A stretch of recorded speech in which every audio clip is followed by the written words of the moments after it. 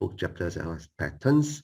So our papers are cited, and these are the numbers you can see here.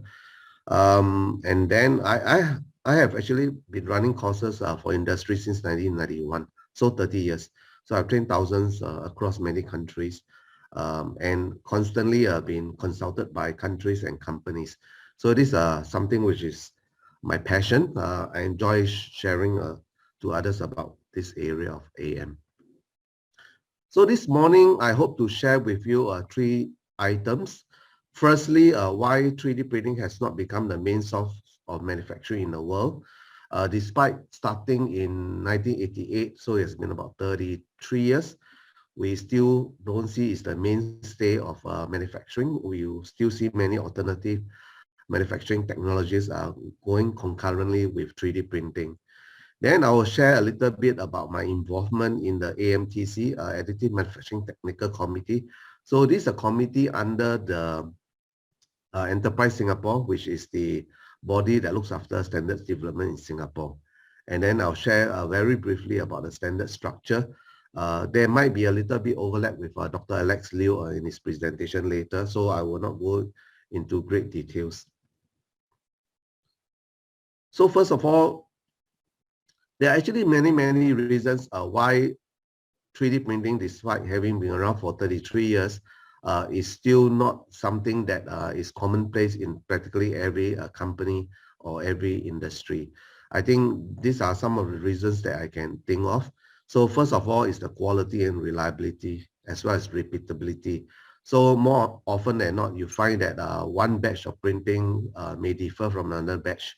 And even within the same parts, same powder bed, for instance, you're printing a number of parts, you find that there are some variances as well.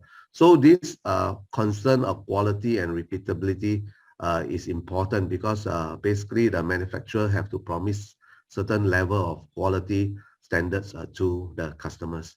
So these are, of course, issues related directly to the printing process. And there are, in fact, many different printing processes, as we all know. According to ASTM standard, there are 7 different technologies. And even each of these, there are a lot of variations. For instance, in powder bed fusion, you print it by selective laser melting is different from printing it using electron beam melting. Now, in terms of speed, it is still a concern in many parts. People are always expecting 3D printing to be faster and faster so that we can meet things like injection molding so that it can be a mass production technique. But we all know there's always a trade-off between making a mass production and actually a one of a kind type. So the sweet spot for 3D printing has always been the strength in making highly customized part, which is why it appeals generally to 2 specific industries, aerospace and medical. As you know, in aerospace, you don't make millions of aeroplanes. So the number of planes that you order each time is probably double digit. And then there's a high level of customization for each of these planes. And then if you look at medical, there's even more unique. So a earpiece or a spinal implant of a knee implant, you find that mostly one of a kind, which fits the anatomy of the patient. So this is where 3D printing strength is. And therefore, in terms of speed, you find that many people say it's just too slow to meet mass production, for instance. Resolution varies from process to process. In some processes, they are better. Generally, the liquid-based processes like SLA, DLP, and PolyJet, they are a lot better. But of course, ultimately, people compare the resolution of 3D printing versus vis-a-vis all the current manufacturing technology, for instance, machining, and therefore the resolution may be considered inferior. Now, prices and machine and materials have actually improved a lot. I bought my first printer in 1990, and that time I bought an SLA. It cost me $500,000. And in fact, in those days, every printer you buy is either 6 or 7 digit.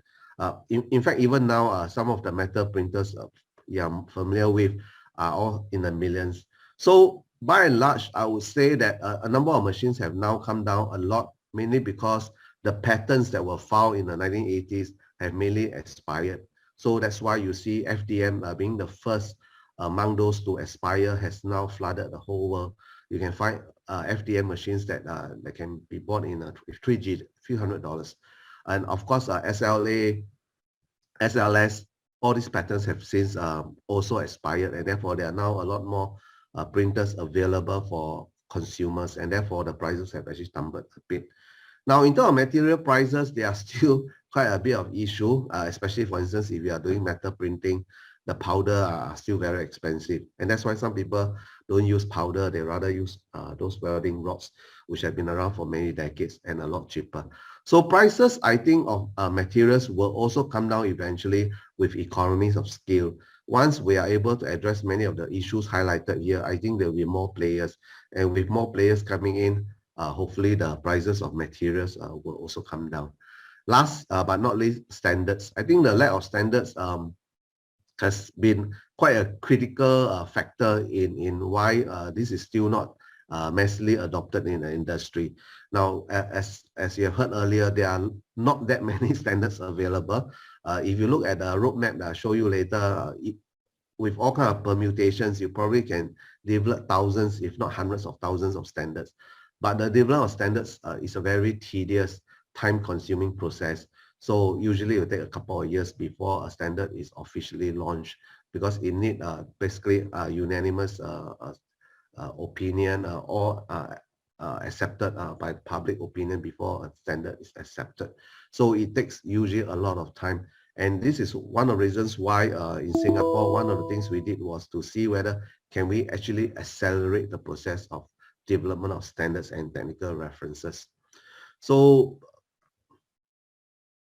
I'm going to talk about the Singapore Standard Council, which is under Enterprise Singapore, a local government statutory board that looks after the development of standards and also the promotion of the small and medium-sized industry. So when I was asked to chair the National Additive Manufacturing Technical Committee, I think one of the things we wanted to do was really be aware of the development around the world in terms of standards. And then I was asked to form this AMTC, and very similar to what you have done in the Philippines, where we have representatives from academia, both universities and polytechnics. We also have quite a big group of national research institutes, namely ASTAR, and I invited a couple of them. And national funding agencies are also involved. Very important also for industries. Those are both big and small players are involved, and then finally the commercial vendors are also invited to form this committee. So the awareness of what is happening around the world at a time when I took over in 2014 was really to pay a visit to attend all these meetings. And so I think the very first I went to was in Berlin, 2015, second half of the year. So the way the meeting has been organized has been quite consistent. The first half of the year is usually in the US, and then the second half of the year is usually in Europe. But there was also the possibility of moving it to Asia, and I will show you shortly. So you can see that the second half of the year was 2015 was in Berlin, and then in 2016, early part of the year was in US, and 1 year later was also still in US. So like I said, the first half of the year is usually in the US. And in 2016, July, actually, we managed to bring it to Asia. That was in Japan, Tokyo. So these are all the visits I went to. And typically in IS or ASTM meeting, it takes about 4 or 5 days. And there will be many sessions. There will be welcome session. After that, there will be many parallel sessions in which the convener will look after a certain standard development and then chair the group. And you can participate in any of these. All these meetings are free of charge. You just pay for your expenses to be there and then attend. And then food is basically on your own. So you can see that on the picture on the left, that's me saying hello in 2017. It was amazing because there were heavy snow, and thankfully I was already in New York before I flew over. And some of my colleagues who didn't fly off earlier couldn't even land there because of the heavy snow. So and in fact, because of this, they realized that it's not good to do the part in America in the early part of the year because of the snow situation. So subsequently, this was moved to a later part in April. You can see in 2018 it was in April already, so that the weather is kinder for us. And I also went to one in Stockholm in 2017. So these are the various meetings. And I think because the Philippines, we are also a member, a P member, and our involvement in all these meetings which I've attended, we managed to convince them to actually let us play host. So actually in 2018, the year after I stepped down from being the inaugural chairman, we managed to bring ASTM meeting to Singapore. And then perhaps something you consider in the future when COVID permits, perhaps you can host it in the Philippines as well. So I think the second objective is not just only to be aware of what is going on, but also to look at what are the standards that Singapore can actually adopt. So we did look at what is available out there, and in those days there were not that many, and we adopted a few of them for Singapore's industry. So that we can actually put in the word Singapore Standard SS. So the third thing we actually adopted 5 standards during the time when I was chairman. And the third thing we felt very important was that there were gaps identified in the development of standards, and we thought that sometimes it's led by ISTM, sometimes it's led by ISO, but there are certain standards may not be of interest to these 2 organizations, but would be of immense interest to Singapore. And therefore, we decided we will drive it. Now, to accelerate standards development, you basically need manpower. So we need funding to actually employ full-time researchers to work on the development of these standards. And thankfully, in Singapore, we have this thing called the National Additive Manufacturing Innovation Cluster. Basically, this is a national level initiative to promote AM, and they provide funding actually for the development of standards. So with the support at the time, I played the role of the chairman. We invited submissions from the 3 universities that you see here. So NTU 4, NUS 3, and SUTD 5. So a total of 12 standards were approved by this NAMIC, National Additive Manufacturing Innovation Cluster. And with that, with the money, each group went on to develop the standards. And what I can share is the work that's being done at SUTD. So we collaborate actually very actively with the Singapore Armed Forces, or for short SAF. At the time, basically in SAF, in the army camp, you'll find that there are hundreds of thousands of different components, systems, and all kinds of military things that can possibly be 3D printed. And of course, there's always a concern. They have to decide which are the ones they can print, and all those concerns I mentioned earlier has to be addressed.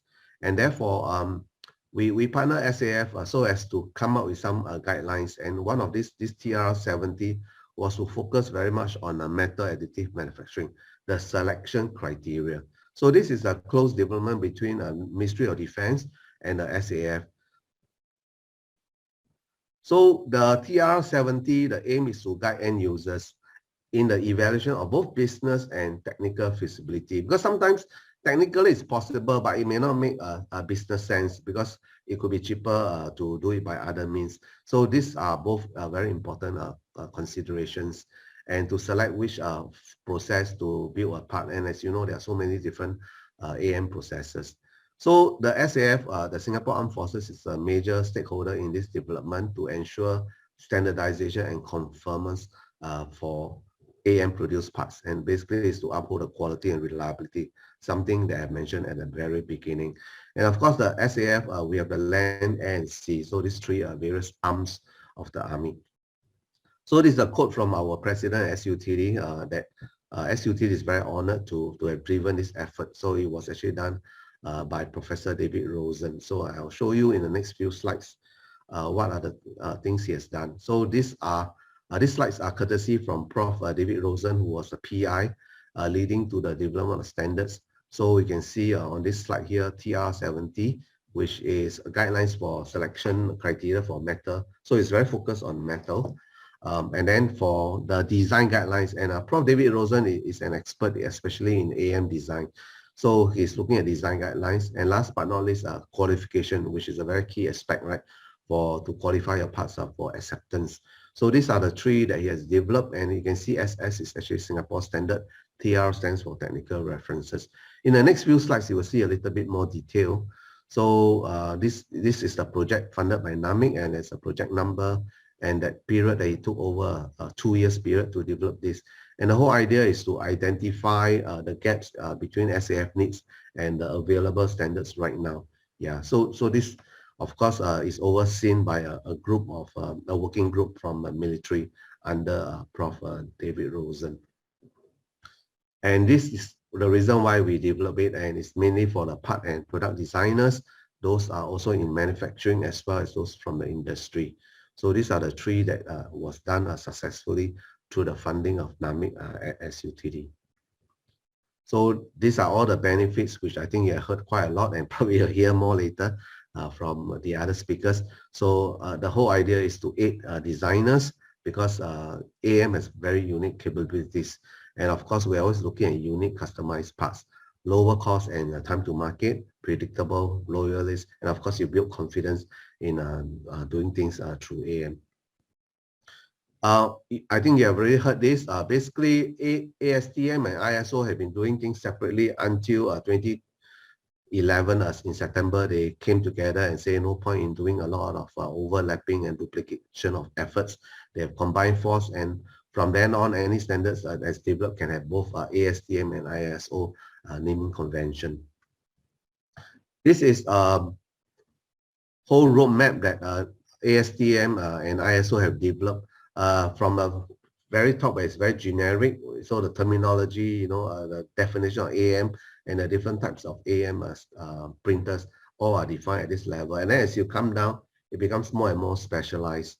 So not only material, you go to material specific or even material process, and finally even application material specific. Now, if you have been with this standards development for a while, you realize that a lot of things are driven by aerospace. So even when I went the last time I went there in 2018, it was still nothing much in the area of medical, very much in aerospace driven. Slowly, I think the Koreans were pushing very hard for medical. I think it's a very key area as well. And if you talk about food, which I'm very interested in, I think you heard my talk yesterday. I don't think there's anything being done. So I think in Singapore, there's a strong interest because NAMIC has funded our project twice, and they are very keen for us to take the lead in development of food standards. So this will be probably the next development at SUTD. So in conclusion, there are about 25 standards, 8 jointly with ISO. Now, I just want to share a little bit of some of the other things I've done as well. These are the list of books I've written. My first book was in 1997. Maybe some of you are not even born yet. So my latest was 2017 with also a Chinese edition. My latest book launched in June this year was on electronics. And next up, I'll be writing one on food. So digital gastronomy, from 3D food printing to personalized nutrition. So this will be launched in July 2022. As in all academics, we also work on journals. So I'm the chief editor of 2 journals, which are both in Scoopers and Web of Science. Impact factor for VPP released this year was 8 for VPP, and IJB is 6.6. So both are Q1 journals. And in case any one of you work in this area and want to publish your papers, do feel free to submit your manuscripts to us. And I'm also pleased to announce that I have actually scanned the landscape. There isn't any journal focusing on material science. So we cover in all kinds of materials, from metals, polymers, concretes, even food, as well as bioprinting. So all aspects of materials will be covered in this new journal to be launched in 2022. Feel free to email me or even WhatsApp me if you have any queries about this journal. I also want to announce that we are planning a conference in 2022 August at SUTD. This will be a hybrid mode. So those who can come will be physical. Those who cannot come will Zoom, like what we are doing now. And I hope that by August next year, more of us can travel. And I welcome you to Singapore, especially to SUTD. Now, while it's AM focused, we do want to have a team next year on healthcare and sustainability. So this inaugural conference will have this dual theme, which I think is very critical right now in view of pandemic, where 3D printing is playing a huge role in healthcare. And of course, the world is always concerned about sustainability, something which is a grand challenge for all of us. And with that, I finished the end of my talk. I understand that yesterday there were 2 questions. So I think one asked whether have I worked in this area on bamboo. Unfortunately, no, we have not done anything on that. Second is about work on nutraceuticals and also printing pills. We have not done exactly on that, but what we have done something close, which is in the area of DDD, drug delivery devices. And you can see these are 3 of my publications. Actually, I did it quite long ago, 15 to 20 years ago.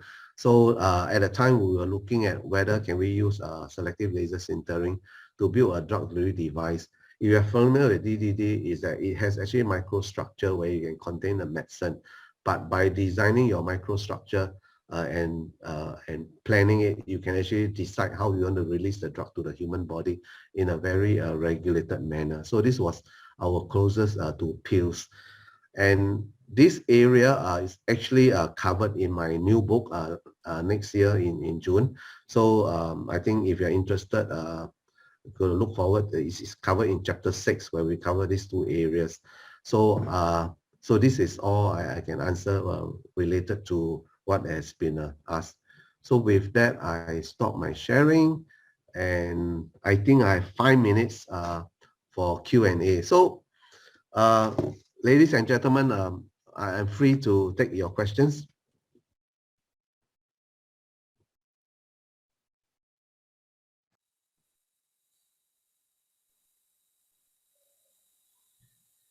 Industry. But this is something a lot of people have not followed up with, but it's also another very exciting area.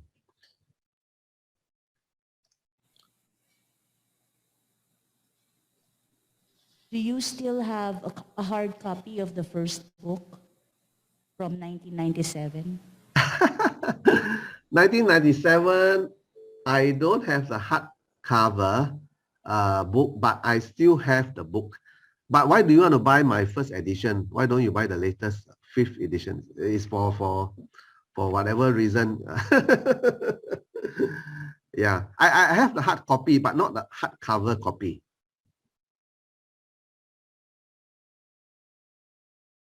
Oh, okay. That's Attorney Dulce, what are the emerging technologies in 3D printing as a result of the pandemic?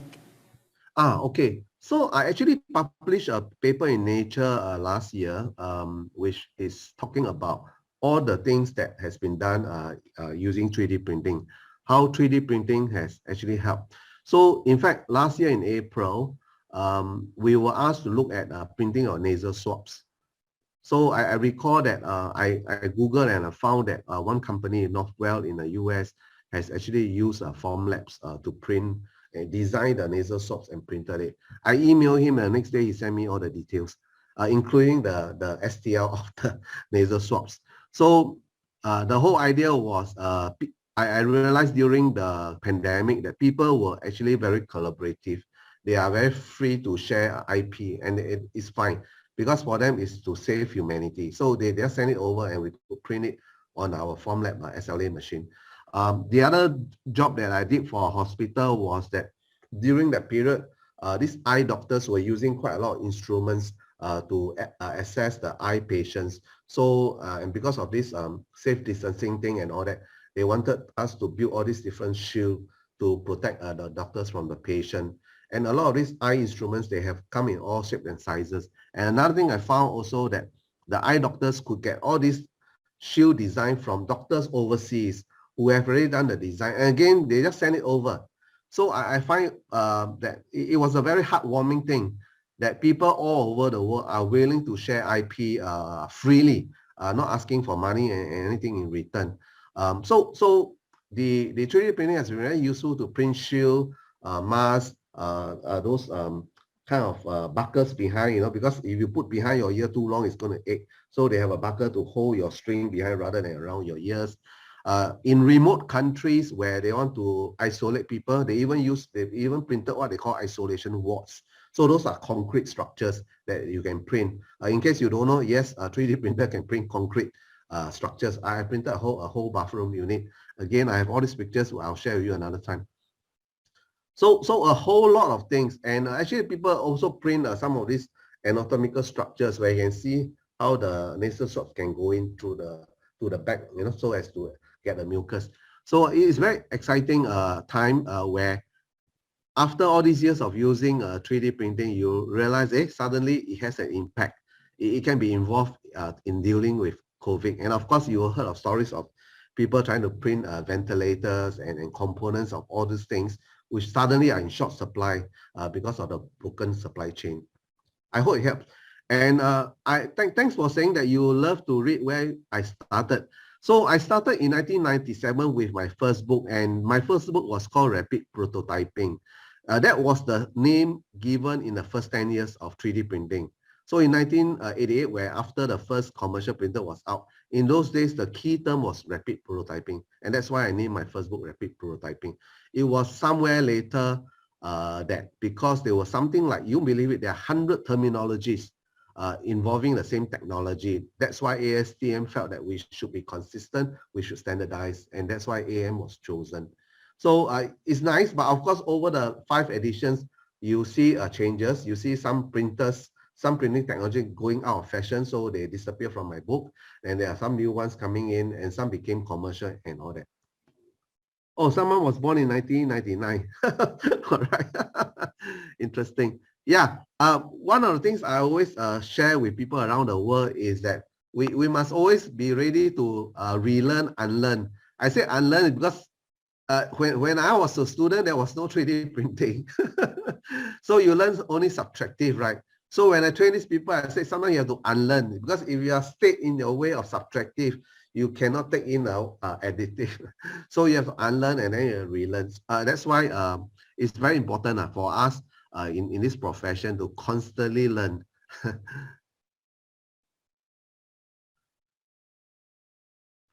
There's one more question. Yeah. Dr. Chua, there's one more question. What is the question? No, there's more questions. Sorry. How can additive manufacturing address the economy of scale? I'm still a bit skeptic on how we can mass produce with micro machines. This is from an anonymous question. No problem. So there are 3 or 4 things that people are doing to challenge the norms of AM.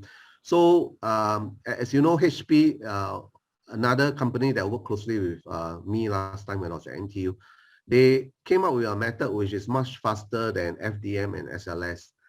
And they actually want to challenge injection molding. Of course, they are not there yet, but the fact is that constantly everyone is trying to challenge the boundaries. Can I push it further and further? It is still slower than injection molding, but at least it's closer than what was before.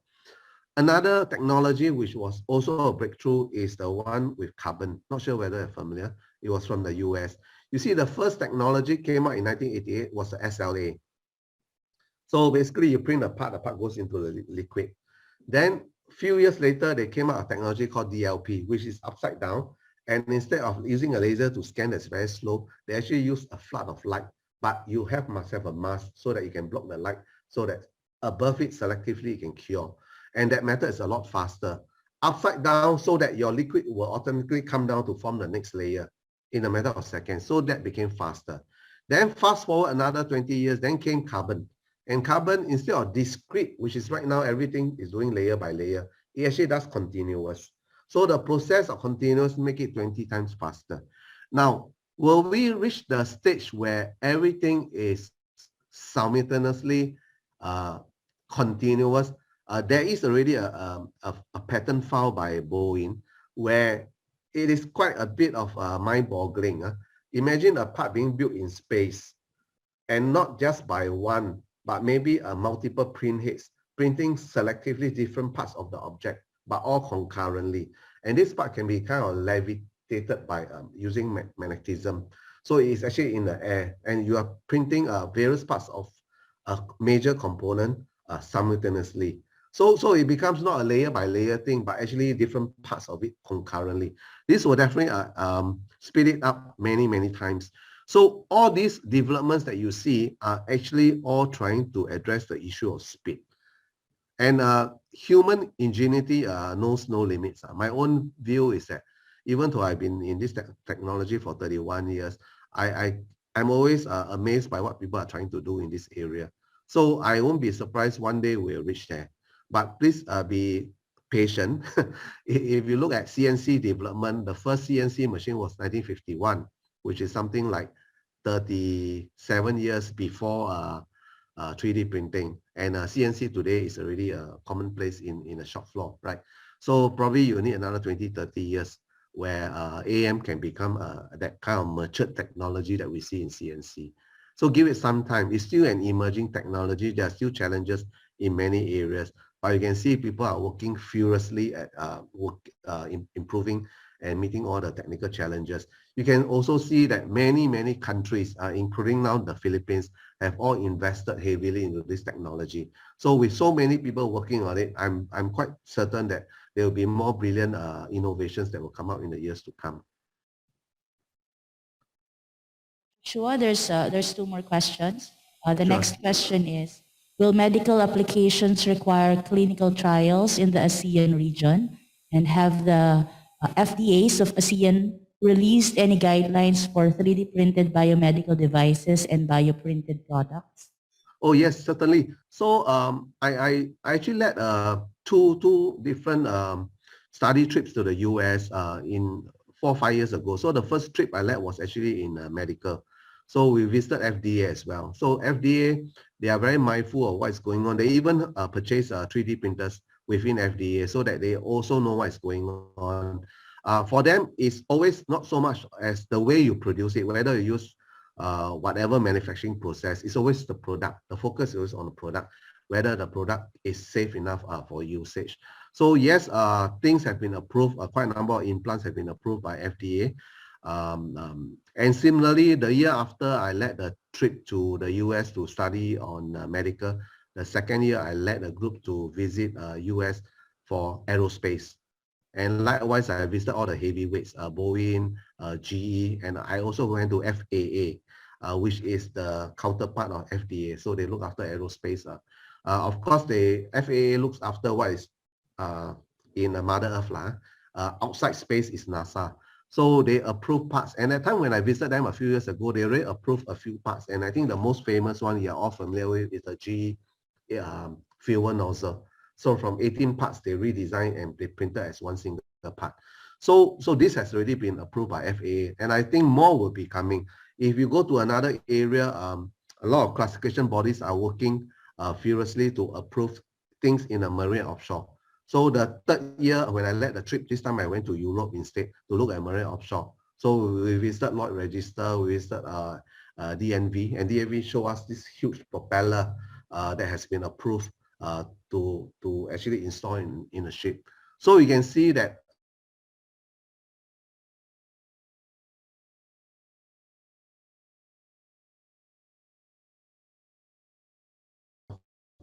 standards, and go in the Netherlands, a house has been approved to stay in. And of course, a house is also very scary, right? Imagine walking in the house collapse on you. So they have 3D printed it and I managed to get a seat approval. We also have printed a full height bathroom unit and also received approval. So you can see that concurrently certification, standards development, and approval certification for use are all actually closely linked. And these are all very important for the adoption of the technology. Okay, there's one last question from Vivian Lagura. What Okay. are the tissues that were successfully printed using a bioprinter? Bioprinter so far, I think is one of the least in terms of development, because when I went to visit FAA, or FDA, sorry, most of it is implants.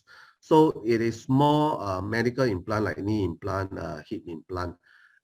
Printing of tissue and organs through bioprinting is even a more challenging task, mainly because if you look at a tissue, it is not just about geometrical shape. So you print something that looks like a kidney, it doesn't mean it will work like a kidney. So the functions of it is very challenging because it will involve the biologists, the chemists, and understanding how it functions. You also have to bring in a clinical doctor because different parts of the organs you need different specialists. So it's a very multidisciplinary area, and I think while of all the areas I've looked at, to me, very honest, the most impactful is still tissue and organ. So, but it's also the most challenging. If you can do any of these 5 major organs successfully, I give you 15 years, I can tell you you'll win the next Nobel Prize. That's how challenging it is. But I'll be happy to find one of you winning it lah. Yeah.